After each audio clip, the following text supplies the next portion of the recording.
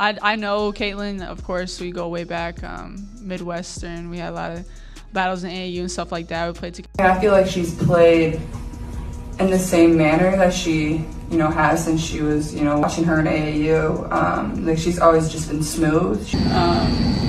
We're two competitors who just want to win. It was supposed to be forgettable, one of those quiet USA basketball practices that blends into the background of a long calendar. Nothing dramatic, just film review, measured scrimmages, controlled reps, no cameras crowding the sidelines, no speeches about legacy or destiny, no gold medal talk, just work. Another routine checkpoint as the program shifted from one Olympic window to the next. That's how it began, but elite basketball rarely announces its turning points. The moments that matter most don't always come with buzzers, headlines, or applause. Sometimes they show up silently, in the smallest adjustments. A name moved on a clipboard, a rotation tweaked without ceremony. According to multiple people inside the gym, that's exactly what happened. No press release followed, no explanation was offered, no heads up was given. Caitlin Clark's name was simply slotted into the next controlled run with the starters. That was it, pen to paper, nothing more. And yet that single change reportedly altered everything. Not over time, not subtly, immediately. Conversations stopped halfway through sentences. The energy tightened. Eyes tracked every movement on the floor. It felt by all accounts like the room itself had shifted, like the air had grown heavier the instant the adjustment was made. What followed wasn't loud or explosive. There was no visible confrontation, no public tension. What came next was quieter, colder, and far more revealing. Phones were reportedly shut off, doors allegedly closed. Coaches stepped away from the floor into what became an emergency meeting, one that lasted far longer than anyone expected. When practice eventually resumed hours later, the atmosphere wasn't the same, because once a pecking order changes, even without a word being spoken, there's no pretending it didn't happen. This isn't drama manufactured for attention, and it isn't about ego or players competing for headlines. This is about basketball gravity, the kind that doesn't ask permission, the kind that bends systems, alters plans, and forces recalculations without ever demanding the spotlight. When one player's presence alone changes how defenses respond, how teammates reposition, and how coaches rethink rotations, complexity sets in fast, especially inside a gym filled with stars who have spent their entire careers being the center of the universe, never the one required to orbit someone else. For weeks, Knit fans have argued endlessly about Caitlin Clark's influence. Some insist it's exaggerated, others believe it still doesn't capture the full picture. People cite box scores. They point to ratings, social media stays on fire, but what reportedly unfolded inside that camp suggests the conversation has always been about something deeper, because this was never really about numbers. It was about power, about identity, about what happens when a system designed around balance suddenly has to confront imbalance created by undeniable excellence. And then there was the other figure in the gym, Paige Bueckers, another generational talent, another cornerstone of the sport, another player who has spent her entire basketball life being the system, not adapting herself to one. When forces like that occupy the same space, even silence can feel loud. Kept it alive though. Bueckers, watch out, straight away. Yes, she still hasn't missed. 7 of 7 from the floor for Paige Bueckers. People close to the situation say this went far beyond a simple rotation tweak. For her, it struck at something much deeper. It asked for a kind of adaptability she hadn't truly been required to show before. That's the nuance most people miss when they rush to pick sides or frame it as conflict. No one walked into that gym intending to disrupt anything. There was no agenda to stir tension, but sometimes a single, understated adjustment is enough to surface questions that have been sitting dormant for years. Questions about where the offense really flows, about who adjusts and who holds their ground, about what happens when the smartest path to winning doesn't line up neatly with the assumptions everyone carried into the room. By the time the session ended, nothing had been formalized, no depth chart released, no starters named. No official messaging at all. From the outside, it looked like a normal practice day. Inside, according to those present, everyone felt the shift. This was the moment Team USA understood that the next phase might not settle into place as cleanly as expected. It didn't arrive loudly, but the quiet spoke volumes. And once that kind of tension enters the space, it doesn't simply evaporate. This camp was never meant to be just another closed-door run for elite players. It represented a reset, the soft opening of a new 4-year cycle. cycle. The echoes of Paris were still lingering, while the weight of Los Angeles had already begun pressing into every conversation. The 2024 games were officially in the past. That chapter was finished. Whether anyone said it out loud or not, every rep in that gym was now being evaluated through a 2028 lens. Who fits the long-term vision? Who can scale when the pressure multiplies? Who defines what dominance looks like next? That's what separates moments like this from a casual all-star gathering or off-season workout. Team USA camps aren't about assembling the 5 most talented individuals. They're about constructing a system that can withstand 4 summers of scrutiny, expectation, and global attention without cracking. This is where unspoken hierarchies begin to form, where trust is either strengthened or subtly eroded, where future roles start taking shape long before fans ever see a stat line. The challenge facing the coaching staff is almost contradictory. The talent has never been richer. Guards who would be foundational pieces anywhere else are competing for the same limited space. Wings who dominate entire leagues are now being asked to defend, screen, and stretch the floor. Bigs accustomed to offense running through them are being told to control games without hearing their name called in a single set. On paper, that sounds like a luxury. In reality, it's a pressure cooker. What makes this cycle even more fragile is how much the women's game itself has evolved. The spotlight burns hotter. Fan bases are louder. The business side no longer hums quietly in the background. Players don't just enter this gym carrying years of development. They bring brands, expectations, and entire communities projecting onto them. Pretending that weight doesn't matter is no longer realistic. Every coaching choice now echoes far beyond the hardwood. That's why this camp wasn't just about chemistry, it was about direction. About whether the program continues to prioritize balance and tradition, or adjusts to a new reality where certain players naturally tilt the floor, the audience, and the entire conversation. Those decisions rarely come with clean answers, especially when everyone in the room has the resume to believe they deserve to be central. All of this unfolded under the watchful eyes of veterans who've lived through these transitions before. Players who understand that the most uncomfortable camps are often the most important ones. Dominance doesn't survive on talent alone. It survives on difficult conversations, awkward role shifts, and the willingness to redefine expectations before the world forces that reckoning on a much bigger stage. That context matters before judging what followed. This wasn't a random flare-up or an inexplicable spike in tension. It was timing, talent, and transition colliding at once. A program standing on the edge of its next era, trying to decide how much change it was actually prepared to embrace. And as it turned out, the answer wasn't nearly as simple as anyone hoped, because the moment the reset began, the hierarchy was already under pressure. For Caitlin Clark, this camp represented more than another chance. It was unfinished business, the kind that hums quietly beneath the surface, fueling every workout and every rep, even when no one says a word. Not long ago, she was on the outside looking in, watching Olympic rosters get announced, knowing her name wouldn't be called. No Paris moment, no gold medal chase, just a reminder that even obvious greatness doesn't always get fast-tracked. What made that moment linger wasn't just the decision itself, it was how she handled it. There were no public outbursts, no veiled comments, no subtle shots in interviews. She responded the way elite competitors usually do when doors close without explanation. She internalized it, let it sharpen her focus, let it test her patience. So when she arrived at the senior national team camp, she didn't move like someone cashing in on hype. She moved like someone who remembered exactly how it feels to hear 2 quiet words. Not yet. That perspective carries more weight than most realize. Caitlin Clark has experienced both sides of the USA basketball pipeline. She's been chosen, she's been left off, she's felt the pride that comes with wearing those 3 letters and the sting when they're taken away just as quickly. And that history was very much alive in this gym. I think she's just a competitor. She wants to win. She has just intangibles of the game. She knows how to play, great IQ. But I think the biggest thing about her is she competes, and she's just a winner. She wants to win at all costs. And so I know going into that, it'll be a great matchup. But I'm excited. It's great for the game, and to be at this level on this high of stakes, to see where we were in AAU competing against each other.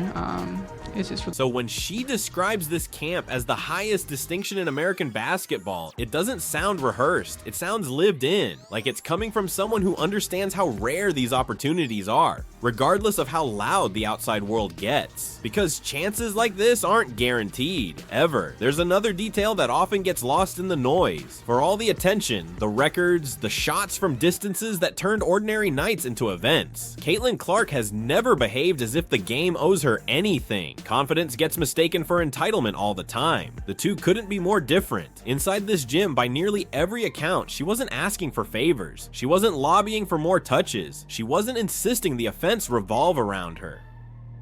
She arrived early, stayed engaged, played exactly how she always does, scanning the floor, making fast reads, letting the game come to her instead of forcing it. That's why her presence at this camp carried so much weight. She's no longer searching for validation, she's searching for alignment, for a chance to sync her game with the highest level she's been measured against for most of her career. When a player reaches that point, motivated but grounded, driven yet shaped by past rejection, they move differently, calmer, sharper, more dangerous. You can hear it in how she speaks about this moment, not as something she deserves by default, but as something she built towards step by step. This isn't a player trying to prove she belongs. That conversation ended a long time ago.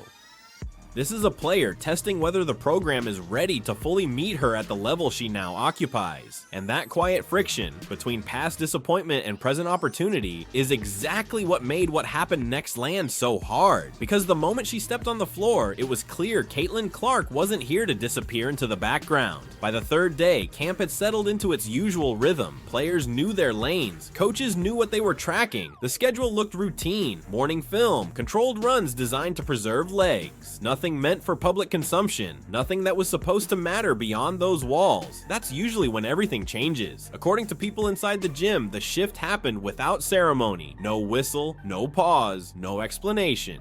Just a subtle update on the rotation sheet. When the next controlled run was posted, Caitlin Clark was listed with the first group. To outsiders, that might seem insignificant. Inside a national team environment, it never is. Being slotted with the opening unit communicates intent. It signals where the offense is expected to naturally organize. It hints at whose instincts will guide broken plays, where trust flows when structure breaks down. Once Clark joined that group, the floor reportedly told the story on its own. Yeah, it's fun. Anytime we can compete against each other. We're two competitors who just want to win, and who have grown up to be playing against each other, playing with each other. So it's great, and the environment's great here. I feel like every game is a sellout, and so they have a great home court advantage.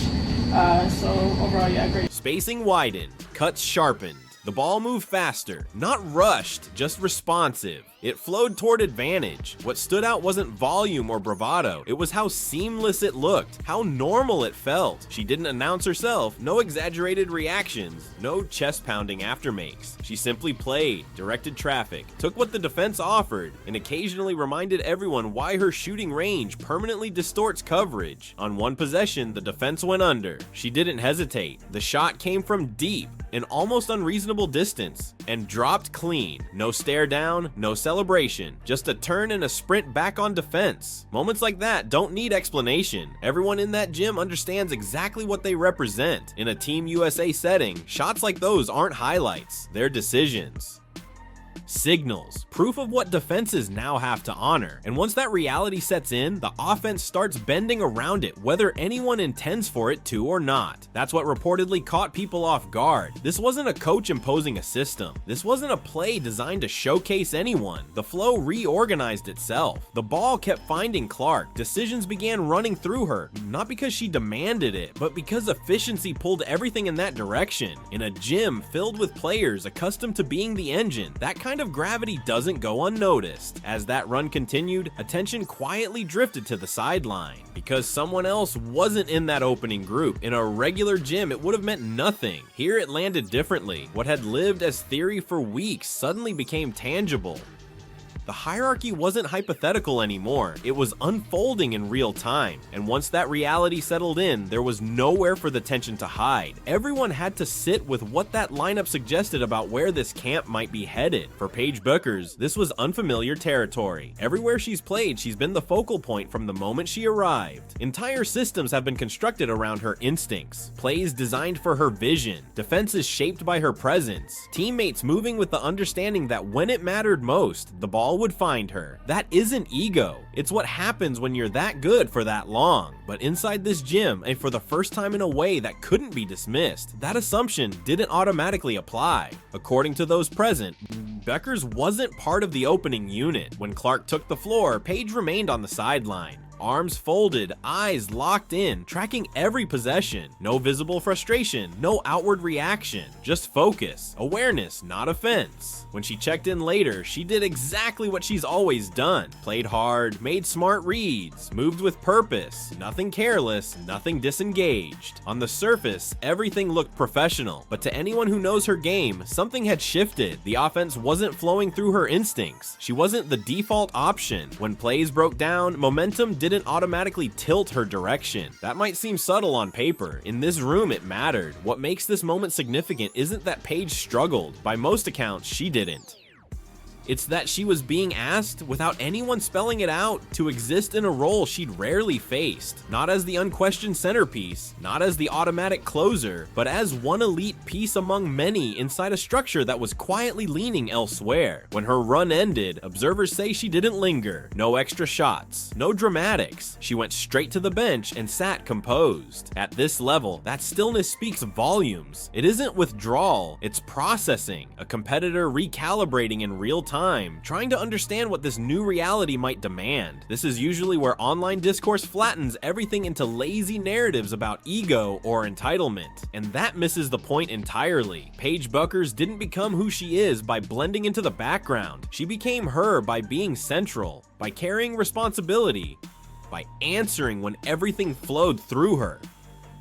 So when people close to the camp say this moment landed differently, it makes sense. This was never about one run, or minutes, or touches. It was about identity. For the first time in a long while, Paige was facing a new question. Not spoken aloud, not explained directly, but communicated through rotations, rhythm, and which player the ball trusted first. Questions like that don't come with instant answers. They sit heavy. They force reassessment of role, of fit, of how to operate inside a system that now has another source of gravity pulling attention elsewhere. As that reality settled in, the coaching staff reportedly began to understand this was no longer just lineup tinkering, it was something deeper. What happens when two careers built around being the center collide in a space where both can't operate the same way? Not long after that stretch, the session didn't continue as planned. According to multiple accounts, coaches began stepping off the floor one by one. This wasn't a routine check-in. Assistants, coordinators, and USA basketball officials gathered together. Phones were turned off, doors were closed. The day shifted from evaluation to intervention. None of this has been officially confirmed. What's known comes from individuals connected to the camp, and those accounts all point to the same conclusion. This wasn't about who was playing well. That didn't require a meeting. The real question was far more uncomfortable. What happens when a room begins reorganizing itself around one player without being told to? For a national team staff, that's a nightmare scenario. On one hand, it's exactly what elite talent is supposed to do. It simplifies the game, raises the ceiling, makes winning easier when it matters most. On the other hand, when that shift happens too quickly, too naturally, well, it can destabilize something that's taken years to carefully build and protect. And that was the tension hanging in the air. At the heart of it was trust, real buy-in, the belief that everyone in the gym had an authentic role, not just a ceremonial one. According to sources, the discussion wasn't about balance in the obvious sense. It wasn't about minutes or shot attempts. It was about emotional balance. How do you lean into what is clearly working on the floor without quietly sidelining players who arrived believing they would matter in real ways? Those are not problems solved with a quick substitution or a rotation tweak. They demand a deeper reckoning, philosophy, not logistics, and philosophical debates don't happen on the fly during a water break. What makes this meeting stand out is what it reportedly wasn't. There were no accusations, no fingers pointed, no one was put on the spot. By most accounts, the tone was tense but measured, the kind of conversation experienced staffs have when they realize they've reached a genuine crossroads, when the plan they brought into the gym no longer aligns cleanly with the reality unfolding in front of them. While that conversation happened behind closed doors, the court stayed still. Players waited, some stretched, some stared into nothing, others spoke quietly among themselves. Everyone understood that whatever was being discussed would echo through the rest of the camp. When a staff stops practice to recalibrate, it's a sign that something fundamental has already shifted. Reading between the lines of what's been shared, this was never about ego in the cartoonish sense. No one was demanding touches. No one was throwing tantrums. This was about unintended consequences, about what happens when excellence hits so hard it forces decisions before a program feels ready to make them. Those moments tend to arrive early, often before systems are fully prepared to absorb them. When the doors eventually opened and practice resumed, nothing was addressed publicly. No explanations, no statements. Still, the weight of what had just happened lingered in the gym, because the question was no longer abstract. It was real. The staff had seen the room tilt, and once that kind of shift is acknowledged, the job stops being just about teaching basketball. It becomes about managing identities. That's the hardest assignment there is in a room full of stars. This is where the discussion moves away from personalities and toward physics, because what was happening on the floor, according to those watching closely, had nothing to do with favoritism or forcing opportunities. It was about basketball gravity, the kind that doesn't announce itself and doesn't wait for permission. When Caitlin Clark has the ball, defenses respond differently. That isn't opinion, it's instinct. Help defenders lean early, bigs hesitate between stepping up and staying home, wings shade toward her side of the floor even when she's well beyond the arc. Those half steps matter. Instead, once they happen, the offense doesn't need a called play. It just needs players to read the gaps that appear. Reports from inside the camp describe that exact sequence. Clark secures a defensive rebound and immediately accelerates the pace. No signal, no glance at the sideline. The defense reacts before anything can be organized, scrambling to locate her first instead of protecting the rim. That instant urgency opens seams. A runner slips through untouched. A shooter floats to the wing without a closeout. The basket comes easy. Watch it back later, and there's no single mistake to highlight. Her tempo created the advantage before anyone could slow it down. Freeze that same possession, and the edge vanishes. Coaches recognize that instantly. Tempo isn't just speed, it's pressure. Clark applies it the moment the ball touches her hands. Walk the ball up, and defenses can load. Push it, and decisions have to be made immediately. Against elite athletes, that split second is everything. When players experience that advantage repeatedly, something subtle happens. They begin deferring without being told. The ball keeps finding the same hands because the outcomes reward it. That's where the staff's dilemma deepens. This isn't a player hijacking possessions or waving teammates away. This is efficiency speaking for itself. The reads are clean. The passes come early. Shots rise in rhythm. When the game starts behaving that way, it trains everyone on the floor to lean into it. Cut harder because the pass will be there. Stay spaced because the look is coming. Set firmer screens because the chain reaction is understood. Now place that dynamic inside a gym filled with players who've spent their entire careers being the gravitational center themselves. That's where tension is born, not from jealousy, from displacement, from feeling the floor respond to someone else in ways you're accustomed to triggering yourself. Even the most selfless competitors have to process that internally. What makes this situation so complex is that there's nothing obvious to correct. You can't coach a player to be less effective. You can't ask teammates to ignore clear advantages. You can try to slow things down. You can try to distribute touches evenly. Every coach in that room knows those strategies come with a cost. The game always reveals the truth eventually, and gravity always wins. That's why this moment stretches far beyond a single practice. Once a system begins to bend, keeping it rigid becomes an intentional decision, and decisions like that ripple outward. They affect lineups, they affect buy-in, they affect who feels truly seen within the structure. This wasn't a player demanding space, this was space being created again and again by how the game reacted to her presence. That's the uncomfortable reality Team USA is now sitting with. When gravity starts reorganizing everything on its own, the hardest part isn't recognizing it, it's deciding how much you're willing to let it it reshape the room, and who is expected to adjust when it does. It didn't take long for whispers from inside the gym to leak out. They never do. Once even the hint of a closed-door meeting surfaced online, the reaction exploded, not with patience, not with nuance, with sides. Clips resurfaced. Old matchups were dragged back into timelines. Comment sections turned into battlegrounds. Almost immediately, everyone convinced themselves they were defending truth, when most were really defending preference. Team together, U19 team together, whether it was me watching her in AAU, like she's always just been smooth. She takes what the game gives her. You know, her midi has always been as nice as it's been this year. You know, she's just like, she just plays way older than she is. Like she's confident, she's smooth, she just does everything at a high level, can score from all three levels. And that's how she's always played, and that's obviously translated really well. Online, the reaction split almost instantly. Supporters of Paige Bueckers framed the moment as a slight, evidence in their eyes that a proven star was being quietly nudged aside. Caitlin Clark's supporters fired back just as quickly, arguing that influence is earned in real time and that the floor always tells the truth. Within hours, the conversation drifted far past basketball mechanics. It wasn't about rotations anymore. It became about reach, about relevance, about who actually pulls attention and who fans show up to see. That was the pivot point.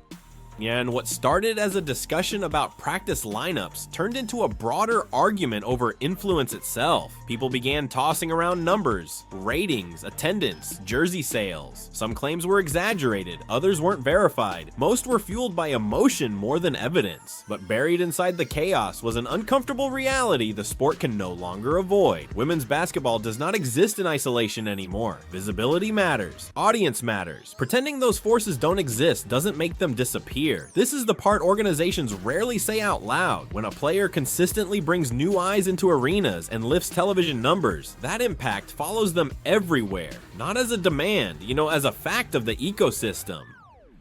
Decision makers feel it, broadcasters feel it, sponsors feel it, and yes, national team programs feel it too. That doesn't mean basketball standards disappear. It means they're no longer the only variable in the equation. This collision feels especially sharp right now because the WNBA is growing faster than it ever has. Media deals are expanding. Viewership is accelerating. Players are no longer just competitors. They are gateways. And once someone becomes an entry point for a new audience, the ripple effects don't politely stop at league boundaries. They spill directly into spaces like Team USA's gym, whether anyone invites them in or not. From the outside, it's easy to dismiss all of this as noise. Just fans arguing, timelines overheating, another online cycle burning itself out. Inside the building, the implications are real. They operate in. They know which players the public tracks. They understand what happens when a centerpiece sits. They feel the pressure when elite play and mass attention begin overlapping. That tension becomes most pronounced when it collides with players who were doing elite work long before the spotlight arrived. Veterans, competitors who carried the game when visibility was limited. For them, the sudden gravitational pull around one figure can feel less like opportunity and more like displacement. And not because of insecurity, but because the ground underneath them is clearly shifting. That's why the online firestorm isn't just background noise. It mirrors a much larger transition happening inside the sport. Women's basketball is entering a phase where on-court value and brand gravity can no longer be separated. Impact isn't measured only by efficiency or production anymore. Being central doesn't just mean running the offense. It means pulling attention with you. By the time the debates cooled, one thing was clear. This was never about whether anyone deserved to be in camp. That question was already answered. The real question is how an institution built on balance adapts when one presence pulls harder than the rest, and whether everyone involved, players, coaches, fans alike, but is prepared to accept that the game they love is moving into a different era than the one that came before. What happens next won't arrive through press releases or leaked quotes. That part matters. Everything from here forward lives in possibility, not certainty. Reports suggest multiple paths are being discussed quietly, but nothing has been finalized. What is clear is that this camp forced conversations that can't be undone. One option is the traditional approach elite programs have relied on for decades. Slow it down, sit with the discomfort, talk it through. That might mean staggered rotations with clearly defined responsibilities. One player initiates when another rests. A different focal point emerges against specific matchups. In that version of the future, minutes may fluctuate, but purpose remains intact. Everyone understands when they matter and how, even if that role looks different than it does back home. Another path is a more radical reframing. Hybrid roles, shared floors with defined lanes instead of overlapping chaos. One player sets tempo, another closes. That model demands trust and a willingness to loosen habits that have been rewarded for years. It's possible, but demanding. Not everyone thrives inside that kind of structured ambiguity, and then there's the outcome no one openly roots for, but everyone quietly acknowledges exists. Sometimes the fit just isn't right in that moment. That doesn't mean failure. It doesn't mean anyone lost. It means timing and priorities didn't align. A player could step away to focus on league responsibilities, or the staff could decide that protecting chemistry requires a different mix altogether. Those decisions are rarely dramatic inside the room, but they echo loudly once they leave it. For players, the calculus becomes deeply personal. Is wearing USA worth sacrificing autonomy? Is chasing gold worth fewer on-ball reps? Is adapting to a role that doesn't reflect your resume a short-term challenge or a long-term compromise? For some, the answer is simple. For others, especially with bodies, contracts, and careers involved, it's heavy. And this is the part that keeps getting lost. None of this is about misconduct. No lines were crossed. No demands were made. The tension exists because elite levels are colliding, not because professionalism slipped. That distinction matters. It separates dysfunction from growing pains. No matter which direction this goes, one thing already feels locked in. This conversation doesn't end when camp does. It will resurface in future invites, in rotations, in high-stakes games where decisions have to be made instantly and in full view. The groundwork is being laid now, is in quiet rooms and long conversations, for how this era of Team USA basketball defines itself. That's why this moment matters beyond one practice. The next move isn't about choosing sides, it's about choosing direction. Whether the program leans fully into its most disruptive strengths or prioritizes balance, even if that balance lowers the ceiling, that choice will shape more than a roster. It will signal how willing the system is to evolve as the game accelerates around it. When the day ended, there was no announcement waiting outside the gym, no depth chart, no quotes hinting at a new order. Officially, nothing had changed. Unofficially, everyone felt it. Something moved. And once you feel that shift, it's impossible to pretend the floor is still. That's what makes this moment important. Not because it guarantees conflict, not because it promises drama, but because it revealed a truth that had been quietly forming beneath the surface. The next era of women's basketball isn't going to arrive gently. It's going to compress timelines. It's going to force decisions faster than systems are used to making them. What happened at this camp wasn't about crowning one player or sidelining another. It was about recognition. The recognition that certain styles don't simply fit into systems. They reshape them. And when that happens, the hardest adjustment isn't tactical, it's personal. Asking elite competitors to redefine how they matter without erasing who they've been is uncomfortable for everyone. Coaches have to weigh harmony against ceiling. Players have to decide where flexibility ends and self-respect begins. Programs have to confront whether tradition still serves a game evolving in real time. None of those questions have clean answers. Pretending they do only delays the reckoning. This story resonates because it's not rare, it's familiar. Every sport reaches this point, a moment when talent arrives so complete, so influential that the old rhythm can't hold. The organizations that survive aren't the ones that fight the change. They're the ones willing to sit in the discomfort long enough to understand it. That's where Team USA stands now, on the edge of something new. The hierarchy hasn't been rewritten yet, but the ink is hovering. Players feel it, coaches feel it, fans feel it. The shift didn't announce itself loudly. It didn't need to. Once the game shows you what it wants to become, the only real choice is whether you're willing to let it.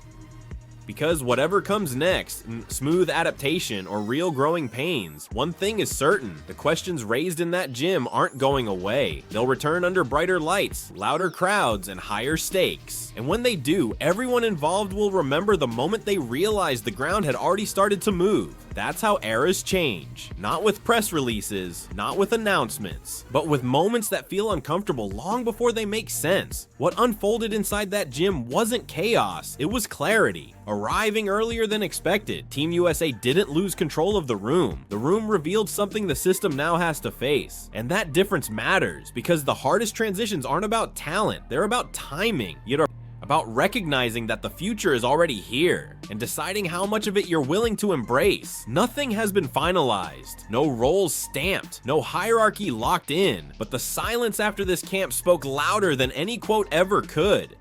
Once players feel the floor shift beneath them, the illusion of stability is gone. You can adapt to it, you can resist it, but you can't undo it. That's why this story doesn't end here. It carries into the next camp, the next roster call, the next possession, where instincts override plans. What comes next won't just shape a lineup, it will shape the identity of the program. And if you want to understand where women's basketball is truly headed, this is the layer that matters. Not box scores, not clips, but power dynamics, quiet recalibrations, and the moments before headlines catch up. This is exactly the kind of story courtside leaks exist to follow. The real conversations, the real shifts, the truth before the narrative settles. Stay locked in. This era is only beginning.